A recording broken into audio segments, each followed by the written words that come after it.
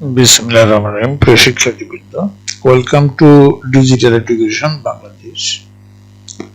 আজ আমরা শিখব পঞ্চম শ্রেণীর বাংলা ঘাসফুল অনুশীলনী প্রশ্নোত্তরগুলো।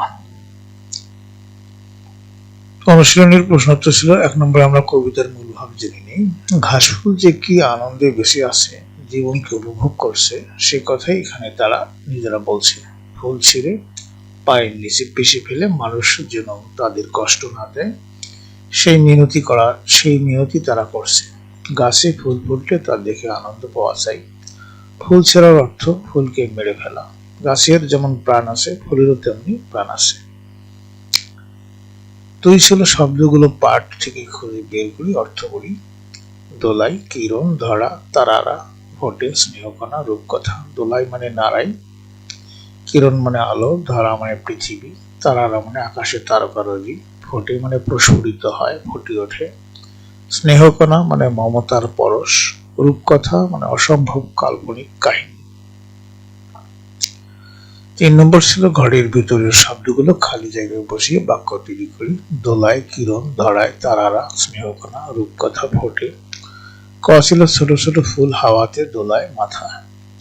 সকালে সূর্যের কিরণ ততটা তীব্র হয় না। ধরায়, বুকে স্নেহ কণাগুলি ঘাস হয়ে ফুটে ওঠে। আধার আকাশে তারারা মিটমিট করে চায়। ফুল গাছে ফুল ফোটে। রূপকথার বই পড়তে অনেক ভালো লাগে। স্নেহকণা, মা স্নেহকণা দিয়ে আমাদের ভরে রাখে। 4 নম্বর প্রশ্নগুলোর উত্তর মুখে বলি ও লিখি। হাওয়াতে কারা মাথা দোলাচ্ছে?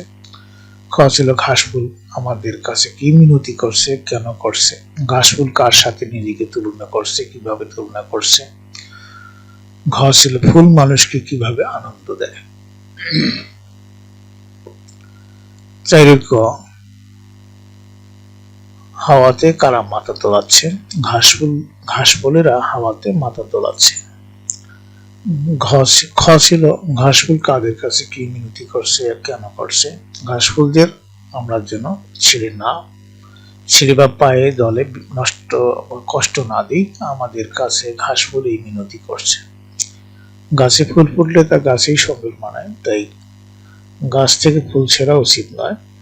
গাছে ফোটা ফুলের সৌন্দর্য দেখে আমরা যেন আনন্দ পাই, আর ফুল গাছকে যেন কষ্ট না দিই, সেই মিনতি করছে ঘাসফুল। ঘাসফুল কার সাথে নিজেকে তুলনা করছে, কিভাবে তুলনা করছে? উত্তর আছে ঘাসফুল নিজেকে ধরার বুকের স্নেহকণার লাল, নীল, সাদা হাসি হিসাবে তুলনা করছে। পৃথিবীর বুকে ঘাসেরা যেন স্নেহের ছোট ছোট বিন্দু হিসেবে বেড়ে ওঠে।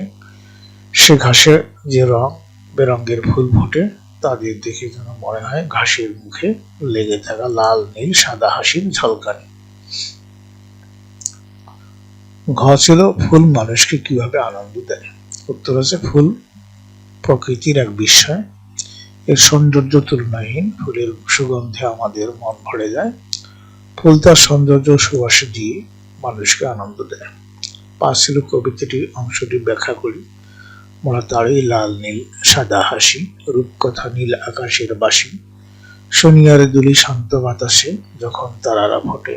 উত্তর আছে কবিতার অংশটুকু জ্যোতিরিন্দ্র মিত্র রচিত ঘাসফুল কবিতা থেকে নেওয়া হয়েছে। ঘাসফুলদের আনন্দময় জীবনের কথা বলা হয়েছে এখানে। ঘাসফুলেরা আনন্দ করার মাধ্যমে জীবনকে উপভোগ করে। ঘাসের বুকে তারা লাল, নীল, সাদা হাসির মতো আলো করে থাকে।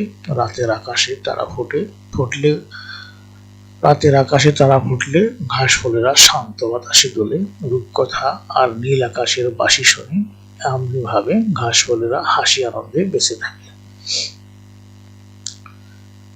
6 ছিল কবিতাটি আবৃত্তি করি ও না দেখে লিখি। কবির নাম সহ কবিতাটি মুখস্থ করে শিক্ষকের সহায়তায় নিচে আবৃত্তি করে এবং বই বন্ধ করে না দেখে খাতায় লেখো। এটা পিছিয়ে আমরা দেখতেছি শেষের পর্বে। কবি পরিচিতি জেনে নেই। জ্যোতিরিন্দ্র মিত্র 1911 সালে পাবনায় জন্মগ্রহণ করেন। তিনি একজন প্রখ্যাত কবি ও গায়ক। তিনি অনেক উদ্দীপনামূলক দেশপ্রেমের গান লিখে বিখ্যাত হয়েছেন। সঙ্গীতের শিক্ষক হিসেবে তিনি খ্যাতিমান। তিনি 1977 সালের 26শে অক্টোবর মৃত্যুবরণ করেন। প্রিয় শিক্ষার্থীবৃন্দ, এখন আমরা এই ঘাসফুলের কবিতাটির আবৃত্তি শুনব। ঘাস ফুল, জ্যোতিরিন্দ্র মৈত্র। আমরা ঘাসের ছোট ছোট ফুল, হাওয়াতে দোলাই মাথা। তুলনা মোদের দোলনা পায়ে, ছিড়োনা নরম পাতা। শুধু দেখ আর খুশি হও মনে, সূর্যের সাথে হাসির কিরণে। কেমন আমরা হেসে উঠি আর দুলে দুলে নাড়ি মাথা। ধরার বুকে স্নেহ কণাগুলি ঘাস হয়ে ফুটে ওঠে। মোরা তারি লাম নীল সাদা হাসি, রূপকথা নীল আকাশের বাঁশি। শুনিয়ার দুলি বাতাসে যখন তারারা ফোটে। সুপ্রিয় শিক্ষার্থীবৃন্দ, এই ছিল আজকের ক্লাসের আলোচনার বিষয়। পরবর্তী ক্লাস দেখার আমন্ত্রণ জানিয়ে তোমাদের সর্বাঙ্গীন মঙ্গল ও সুস্বাস্থ্য কামনা করে আজকে এখানে বিদায় নিচ্ছি। খোদা হাফেজ।